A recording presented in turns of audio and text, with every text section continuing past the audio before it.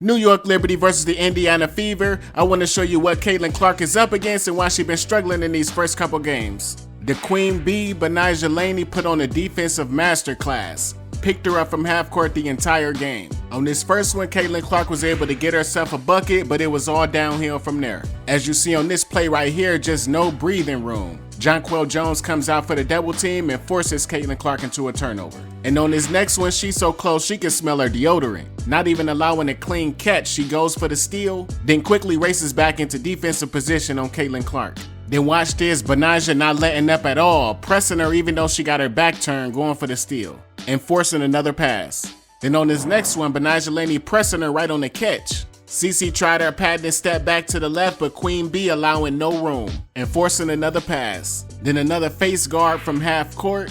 This time they bring NaLyssa Smith down to help out and she passes off early. Betnijah sticking with CC the whole time and they ran her into that brick wall, NaLyssa Smith. And I'm sorry, but I gotta think that was a hit sent out by the coach. But check out these next couple plays when Betnijah wasn't guarding CC.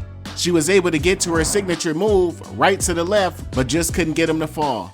Then here come that girl again, picking her up from half court. New York once again not having none of that. Jonquel Jones blister and forced another pass. Then watch this, right after the free throw, Betnijah Laney is right back on defense, not even allowing a catch on the inbound. Her speed to just get right back on defense is elite. But you see Caitlin bringing it up with Aliyah Boston right next to her. Kinda looked like she waved off the screen, but of course Betnijah kept on pressing her and forced another pass. Then on his next play, once again Betnijah Laney picking her up from half.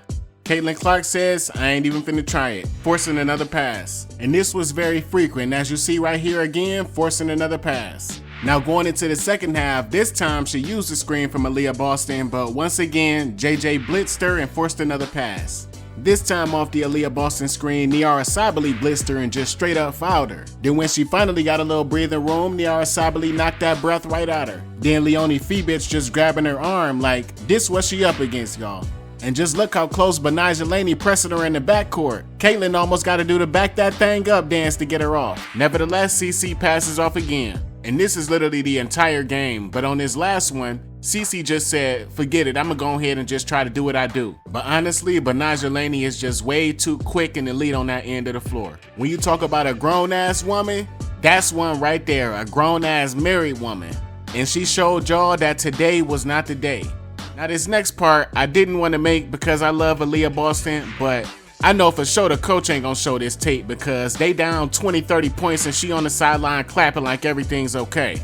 To be fair, I'm showing you the good Aliyah Boston even though her play was sporadic throughout this game. But the things that really frustrate me about Aliyah Boston is that she plays with a very low motor. But in this game in particular, it seemed like Jonquel Jones got her a little bit intimidated and she just was off her game entirely. Now I love the bully ball thing, but she ain't got no touch at the rim. On his next play, she comes up with the offensive rebound and then just throws up some wild shot over her head, which of course clanged off the rim.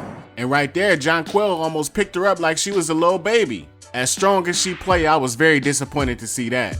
This next play is the one I really want to focus on. They got a little tangled up, got into a little Donnybrook, but you see Jonquel Jones just pressing Aliyah Boston like, what you got for me, bruh? And for Aliyah Boston to just stare at her, not say one word, not make one facial expression, just look like she don't know what the hell going on, that's when the New York Liberty knew that this team was soft and that they can take their spirit. And then check this out, the bully ball, not paying no attention, and Breanna Stewart comes down for the block. And then on his next play, this is when I knew they said something in the huddle, cause Betnijah Laney just took it right at Aliyah Boston like wasn't nobody there. And on these next few plays, I ain't never seen nothing like it. She got Breanna Stewart out there looking like all defense, defensive player of the year. And then on this next one, she get blocked by freaking Sabrina Ionescu. You cannot let that happen. She gonna have to taste the elbow or something. Then more bully ball on Jonquel Jones and just no focus, miss another one at point blank range. And again, I love Aliyah Boston. This is all constructive. But if y'all out there piling on Caitlin Clark, make sure you pile on Aliyah Boston too. I showed y'all what Caitlin Clark is up against. There's no way that she can beat these type of players in her rookie year. Aliyah Boston is supposed to be the leader of this team. She's supposed to be the best player on this team right now. Once she settle down and settle into her play, then that's going to open up everything else for Caitlin Clark. But on this next play, just look at the players on the court.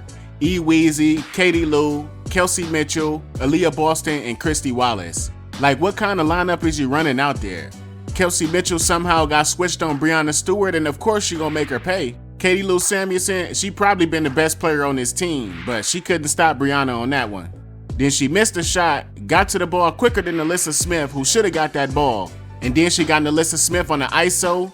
Slim pickings, there was no chance. Then once again, making Kelsey Mitchell look like a baby. Then lastly, she took it right through Grace Berger. My final thought on this game, since I already talked about Caitlin Clark and Aliyah Boston, NaLyssa Smith, she just don't got no hustle on the court. I almost put together another video montage of how many times she was out hustled for rebounds. I mean, there was times I seen Sabrina Ionescu getting rebounds over her. The team is literally getting crushed on the perimeter, and Celeste Taylor is sitting on the sideline in their warm-up. Timmy Fagbenle is out there blowing fast break layups, and Celeste can't get no PT? Stop it. But those are my thoughts. Let me know what y'all think on the game. Do this video change your thoughts on Caitlin Clark? And also, who do you think needs to step up more for the Indiana Fever? But as always, thank you for anyone who listened and watched this video. My name is ElzdaTruph for PRNM. Talk to you on the next one.